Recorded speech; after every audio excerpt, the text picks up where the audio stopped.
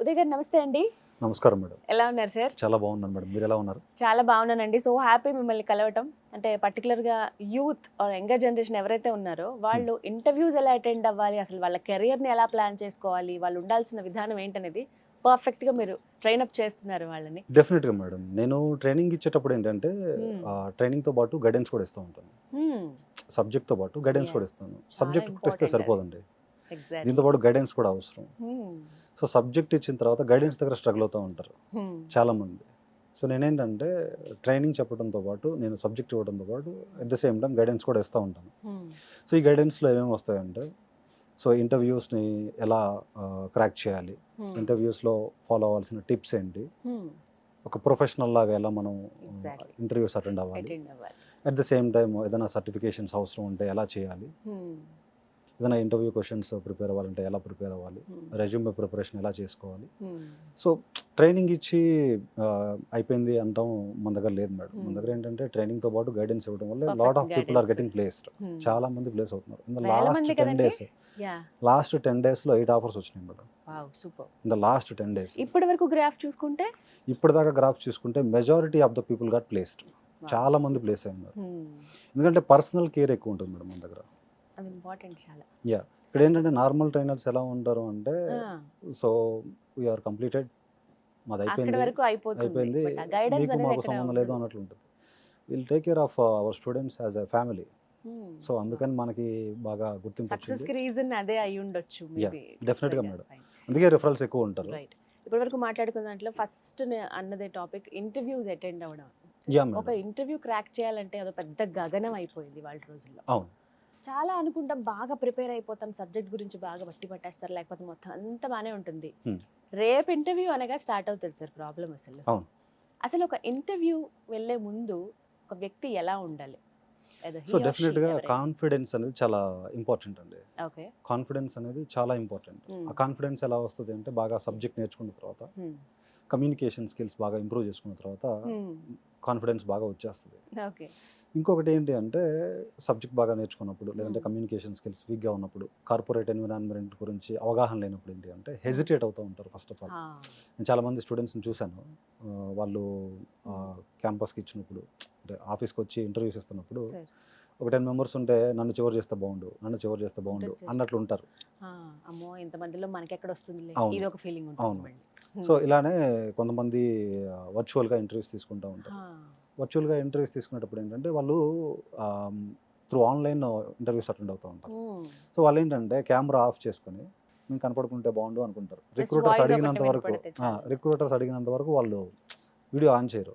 అక్కడ ఏమవుతదంటే, ఎవరైతే ఇంటర్వ్యూవర్ ఉంటారో, ఈ పర్సన్ భయపడుతున్నాడు అనే ఒక ఒపీనియన్ ఫస్టే క్రియేట్ అయిపోద్ది.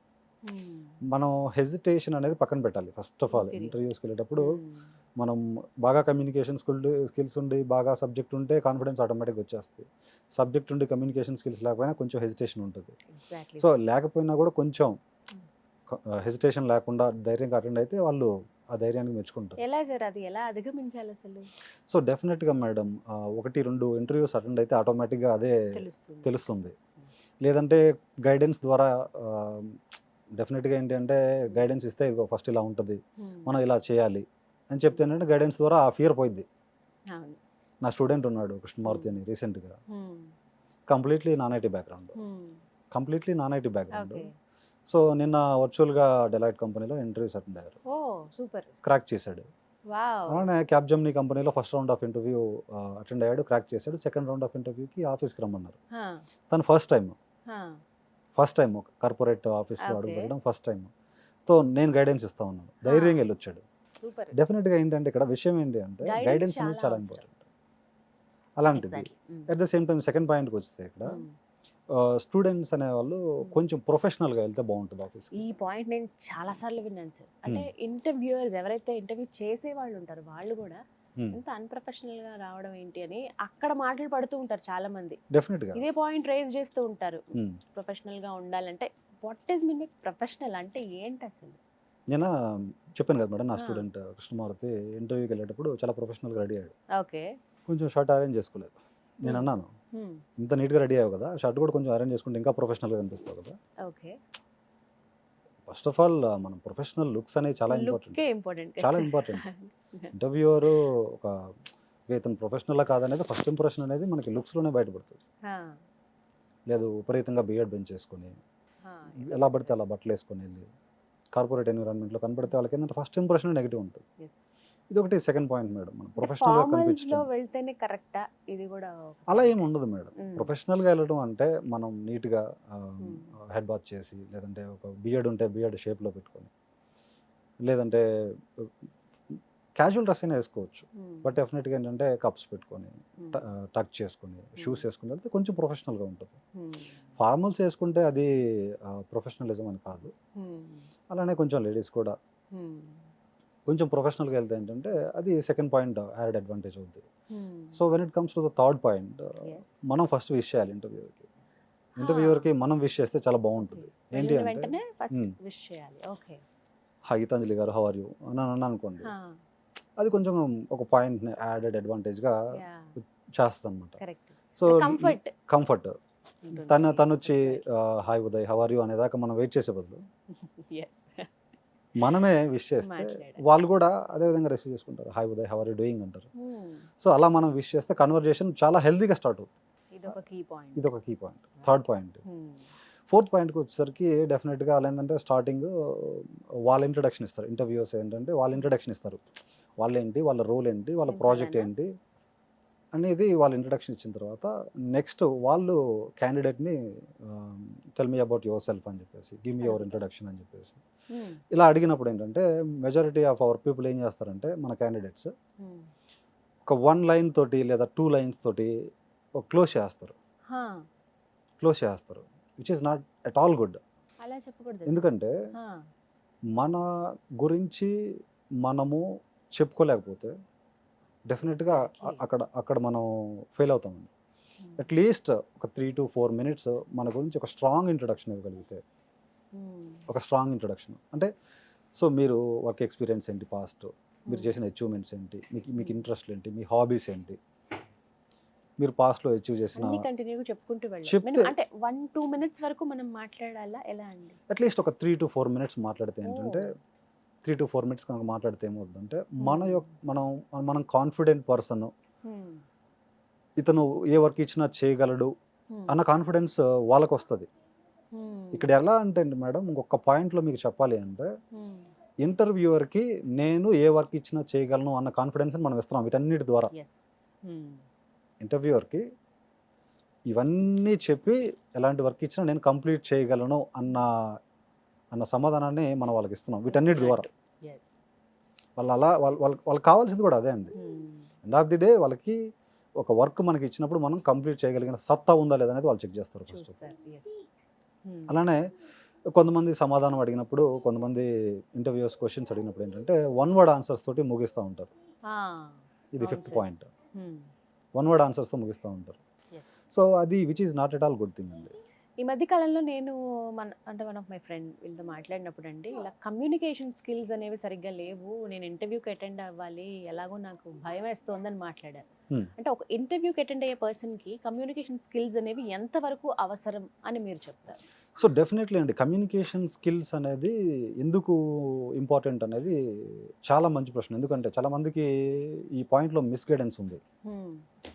ఇది ఎందుకు ఉంది అంటే చాలామంది ట్రైనింగ్ ఇన్స్టిట్యూట్ ఓనర్స్ కావచ్చు, ట్రైనర్స్ కావచ్చు, కమ్యూనికేషన్ స్కిల్స్ అవసరం లేదు కోర్స్ నేర్చుకోవడానికి అనేది ఒక పాయింట్ చెప్పేస్తున్నారు. బట్ డెఫినెట్గా ఏంటంటే communication skills plays key role అండి.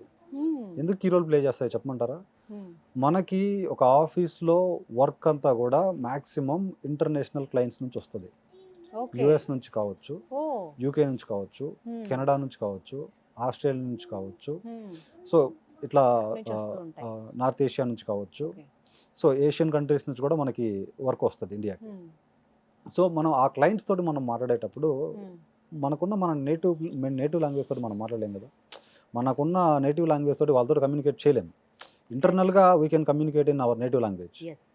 But when we have to talk to the international clients, అప్పుడు ఏంటంటే మనకి డెఫినెట్గా మనము మనకి మధ్యలో ఒక కామన్ లాంగ్వేజ్ ఉంటుంది, అది ఇంగ్లీష్. వాళ్ళతోటి ప్రొఫెషనల్గా ఎలా మాట్లాడాలి, వాళ్ళని ఎలా ట్రీట్ చేయాలి, ఇవన్నీ కూడా మనకి స్కిల్స్ ఉండాలి డెఫినెట్గా. కమ్యూనికేషన్ స్కిల్స్, ఎలా ట్రీట్ చేయాలి, ఇంగ్లీష్లో మాట్లాడే విధానం, ఇవన్నీ కూడా మనకి తెలిసి ఉంటే అది చాలా అడ్వాంటేజ్ మేడం. అండ్ ఇంకొకటి ఏంటంటే ఇంటర్వ్యూస్లో కామన్గా చూస్తూ ఉంటాం కదా, ఏదైనా ఒక క్వశ్చన్ అడుగుతా. ఇప్పుడు ఇంటర్వ్యూ అటెండ్ అవుతున్న వాళ్ళకి ప్రతి టాపిక్ తెలియాలని లేదు, అవును, వాళ్ళందరూ వాళ్ళు ప్రిపేర్ అవుతారు వెళ్తారు. అనుకోకుండా ఏదైనా ఒక తెలియని క్వశ్చన్ అడిగారు అనుకోండి, వెంటనే చాలా మంది నాకు తెలియదండి, లేకపోతే నాకు అసలు వాటి గురించే తెలియదనో, నేను చదువుకోలేదనో, నేను వినలేదనో ఇలా సమాధానం ఇస్తూ ఉంటారు. ఇది కరెక్టా అలా చెప్పడం? సో ఇక్కడ విషయం ఏంటంటే అండి, మీకు తెలియంది ఏదన్నా అడిగినప్పుడు డెఫినెట్గా నాకు వర్క్ చేసే అవకాశం రాలేదు, నాకు నేర్చుకునే అవకాశం రాలేదు, I didn't get chance to learn it, I didn't get chance to work on it, అలా రిప్లై ఇచ్చినప్పుడు ఏంటంటే ప్రొఫెషనల్గా సమాధానం చెప్పినట్టు ఉంటుంది. దానివల్ల ఏంటి అంటే దానితో పాటు ఇంకొక పాయింట్ యాడ్ చేశారనుకోండి, ఏంటి, so definitely I will learn it after this interview session. So ఈ ఇంటర్వ్యూ అయిపోయిన తర్వాత నేను నేర్చుకుంటాను అని ఒక మాట యాడ్ చేశారనుకోండి, సో ఇంటర్వ్యూవర్కి ఏమవుద్దంటే తిను ఒక క్విక్ లెర్నర్ అనుకుంటా, రైట్ ఆఫ్టర్ దిస్ ఇంటర్వ్యూ నేర్చుకుంటా అన్నాడు కాబట్టి తనకి త్వరగా నేర్చుకునే అలవాటు ఉంది అనే మైండ్ సెట్లోకి వెళ్ళిపోతాడు. ఎండ్ ఆఫ్ ది డే ఇందాక నేను చెప్పినట్టు ఇంటర్వ్యూవర్కి నేను వర్క్ చేయగలను అనే కాన్ఫిడెన్స్ కూడా మనం ఇవ్వాలి. ఎవరైతే ఇంటర్వ్యూ చేస్తున్నారో ఆ కంపెనీ ఓనర్ ఎవరైతే ఉన్నారో ఆయనకి అనిపించాలి, ఒకవేళ అటు ఇటు అయినా కూడా మేనేజ్ చేయగలుగుతారు వీళ్ళు, అవును, క్యాపబుల్ పర్సన్స్ అని నమ్మగలగాలి. రైట్ ఉదయ్ గారు, ఇవన్నీ కూడా కీ పాయింట్స్. ఓవరాల్ గా ఇప్పుడు ఆస్పిరెంట్స్ ఎవరైతే ఉన్నారో, ఇప్పుడు ఇంటర్వ్యూకి అటెండ్ అయ్యే వాళ్ళు ఎవరైతే ఉన్నారో వాళ్ళకి మీరు ఇచ్చే సలహా ఏంటి? సింప్లిఫై చేసి చెప్పేసేయండి. End of the day simplify చేసి చెప్పాలంటే ఒక వర్డ్లో ఇంటర్వ్యూవర్ ఎవరైతే ఉన్నారో ఆ చేసే పర్సన్కి నేను వర్క్ చేయగలను అన్న కాన్ఫిడెన్స్ మీరు కలిగించాలి. మీరు చెప్పే సమాధానాలతో పాటు మీరు చెప్పే సమాధానాలు ఒక ఎత్తు అయితే, మీరు వర్క్ చేయలేరు అన్న ఒక ఒపీనియన్ తన మైండ్లో పడితే మిమ్మల్ని సెలెక్ట్ చేసే ఛాన్స్ ఉండదు. వర్క్ చేయగలనన్న కాన్ఫిడెన్స్ మీరు అతనికి ఇస్తే ఒక 60 to 70% క్వశ్చన్స్ కనుక మీరు ఆన్సర్ చేస్తే డెఫినెట్గా మీరు ఇంటర్వ్యూ ఈజీగా క్రాక్ చేయగలుగుతారు. ఓకే, సో వీటికి సంబంధించి మనం నెంబర్స్ అవి ఇస్తామా సార్, డిస్ప్లే చేస్తామా? ఎలా వాళ్ళంటే ఎవరైతే ఇప్పుడు ఇంటర్వ్యూ మేము ఆ స్కిల్స్ నేర్చుకోవాలనుకుంటున్నాము, ఆ గైడెన్స్ కావాలి అనుకున్న వాళ్ళు నెంబర్ ద్వారా వాళ్ళు మిమ్మల్ని కన్సల్ట్ చేయొచ్చు. Right, thank you so much Uday గారు, నమస్తే అండి. సో విన్నారు కదా, ఎవరైతే రకరకాల ఇంటర్వ్యూస్కి అటెండ్ అయి ఉంటారో ఒకటే భయం, మనం క్రాక్ చేయగలమా లేదా, అసలు ఒక ఇంటర్వ్యూకి అటెండ్ అయ్యేటప్పుడు ఎలా ఉండాలి, ఇలా ఎన్నో సందేహాలు మీకు ఉంటుంటాయి. ఇలాంటి వాళ్ళందరికీ కూడా ఒక పర్ఫెక్ట్ ట్రైనింగ్ అలాగే గైడెన్స్ అందిస్తూ ఉన్నారు ఉదయ్ గారు. సో మరిన్ని వివరాల కోసం స్క్రీన్ మీద కనపడుతున్న నెంబర్స్కి కాల్ చేసి ఫుల్ డీటెయిల్స్ తెలుసుకోండి. ఇది వాళ్ళ వీడియో. నమస్తే.